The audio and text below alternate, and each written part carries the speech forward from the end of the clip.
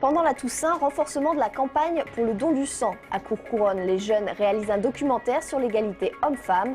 Des mamies tricoteuses offrent des layettes aux prématurés. Développement, Patrice Arditi.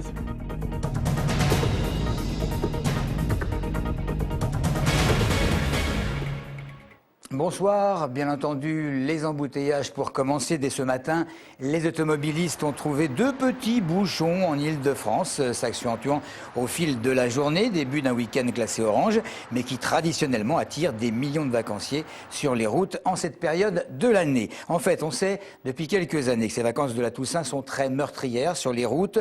Les secouristes et diverses associations s'inquiètent du fait que les dons de sang vont baisser durant plusieurs jours, tout simplement parce que bon nombre de donneurs habituels partent également au week-end. Il y a deux centres de collecte en Essonne, l'un à Évry, le second aux Ulysses. Il faut savoir qu'en Île-de-France, 1700 dons quotidiens sont nécessaires pour répondre aux attentes. Notre problématique, c'est qu'il nous faut un approvisionnement constant, étant donné que nous avons un délai de conservation des produits qui est excessivement court. C'est 5 jours pour des plaquettes et 42 jours pour les globules rouges. Le problème, c'est que les donneurs ne peuvent donner que toutes les 8 semaines. Donc 8 semaines, ça fait 56 jours par rapport à 42 jours de péremption. C'est pour cette raison que nous avons besoin d'un approvisionnement constant au jour le jour. La prestation télévisée du président de la République, qui évidemment était très attendue, nous avons recueilli quelques témoignages dans le département. Pareil que d'habitude, quoi. Très contenu, je trouve. Il a essayé de séduire, donc si j'en juge par ce qu'il a essayé de faire, il a essayé pas de séduire, disons de pas déplaire aux auditeurs. Très simple, très clair.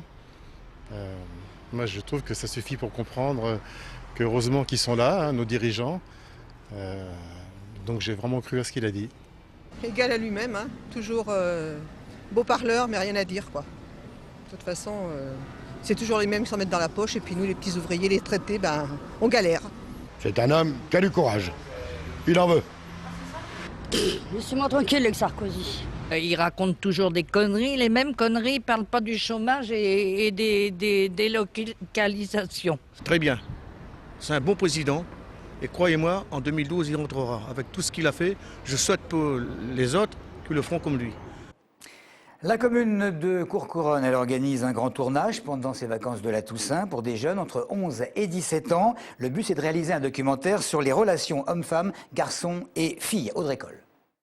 Roxane et Tina ont 12 et 14 ans. Elles interrogent les passants sur des thèmes bien précis. Pensez-vous qu'il y a des sports de filles et des sports de garçons? Pourquoi est-ce que vous les éduquez différemment? Des questions pour bousculer les gens et les faire réagir face aux inégalités que ces jeunes voudraient bien voir changer. On n'est pas toujours égaux sur certains points, alors que pourtant on est tous pareils. On est tous les mêmes et on est des êtres humains à part entière. Le projet Mixité est né dans la ville de Courcouronnes avec de nombreux partenaires afin de réaliser avec des jeunes un documentaire sur les relations hommes-femmes, filles-garçons. Le but, faire réfléchir sur l'égalité, le problème de mixité et aider les adolescents à se positionner sur cette thématique. Les jeunes filles à 14-15 ans ont déjà des idées assez arrêtées, même si elles peuvent changer plus tard. Et que les garçons, c'est un peu plus tard, parce qu'à cet âge-là, ils dorment encore un petit peu le matin, je crois. Il y a quand même un désir d'égalité, un vrai désir d'égalité qu'on ressent chez les adolescents, surtout à partir de 15 ans. Pour les filles, mettons 16-17 pour les garçons. Durant toutes les vacances de la Toussaint, les participants ont réalisé la partie tournage et dérochage. Le mois prochain, ce sera la phase montage. Les organisateurs espèrent que le documentaire final sera largement diffusé dans la ville, mais aussi dans des petits festivals. Halloween, c'est lundi soir et les enfants vont sortir toquer aux portes pour réclamer des bonbons. Des animations vont avoir lieu dans certaines villes du département, comme à Breuillet, où la mairie organise un lâcher d'une centaine de lanternes taille ce soir, à la tombée de la nuit. Ce sont les enfants des centres de loisirs et du point d'accueil jeunes, accompagnés de leurs parents, qui vont rallumer ces lampions un petit peu particuliers. Le principe, c'est simple, c'est qu'en fait, au moyen d'un briquet ou d'une allumette, on allume le combustible qui est ici. Et donc, au bout d'une minute 30, 2 minutes, la lanterne s'élève. Et donc, après, on a tout un aspect féerique au niveau du ciel. Donc, c'est très sympathique et c'est vraiment très sympa, féerique. Et le but, c'est qu'on a voulu en fait créer un événement intergénérationnel autour de ce lancer. Donc, via les festivités d'Halloween. Également sympathique ce qui se passe à Étampes, mais dans un autre domaine, déjà surnommées les tricoteuses de la solidarité. 5 petites mamies de la résidence de Clairefontaine ont décidé de tricoter pour les grands prématurés de l'hôpital voisin. L'occasion pour elles de partager leur passion, mais également de se retrouver une fois par semaine pour partager d'autres choses, c'est-à-dire les cancans du jour. Christophe Garnier. Les aiguilles tricotent, les doigts se croisent, se recroisent, les pelotes se déroulent et telles des abeilles ouvrières, les 5 dames de la résidence Clairefontaine d'Étampes tirent leur fil avec agilité, adresse et minutie. Elles ne préparent pas les berceaux, mais presque. Sous leurs doigts d'expertes, bonnets, chaussons et gilets prennent forme. Très industrieusement, chacune s'attache à produire son quota de layettes.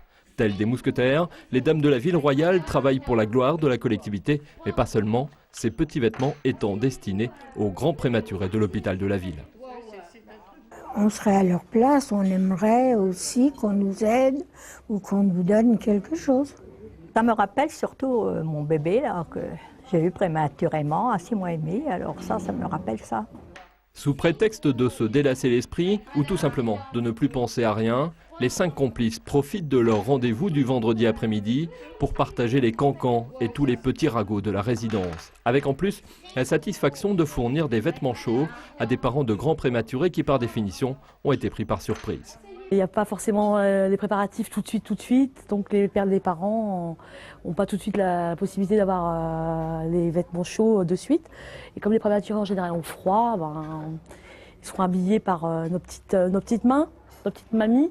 Tricotant et défilant depuis leur plus jeune âge, les 5 petites mamies avouent tout apprécier ces moments grâce auxquels elles retombent dans l'enfance. Depuis hier, le Blutin, une rivière de la vallée de l'Orge, serpe de nouveau en surface et dans son lit naturel. Il y a plusieurs dizaines d'années, cette source avait été enterrée, mais pour le bien-être de la faune et de la flore, le syndicat mixte de la vallée de l'Orge avait souhaité découvrir ce Blutin donc et créer un espace de promenade. Eh bien, le syndicat a déjà d'autres projets concernant les aménagements de la berge.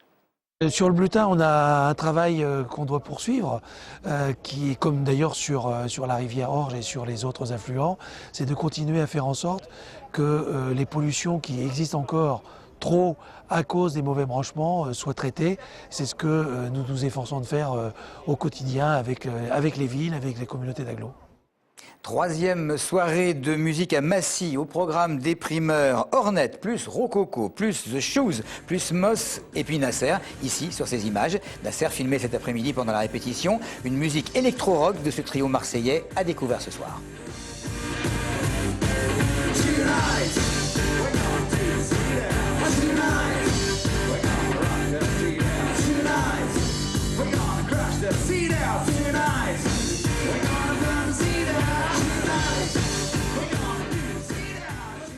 Nasser donc à 23h40, mais les primeurs c'est également demain samedi. Et au menu Nadea, James Vincent McMorrow, Slow Joe and the Ginger Accident, plus Prince Miaou. Et enfin True Live, c'est ce que m'a dit Giuseppe Baggio. Information pratique pour terminer. De demain au mardi 1er novembre, la circulation des RER de la ligne C SNCF Transilien sera modifiée sur 2 axes au sud de la ligne en raison d'importants travaux routiers réalisés sous un pont ferroviaire à Bretigny. Et cela devrait entraîner le remplacement des trains par des autobus sur une partie du parcours. Voilà pour l'actualité. Merci de votre fidélité.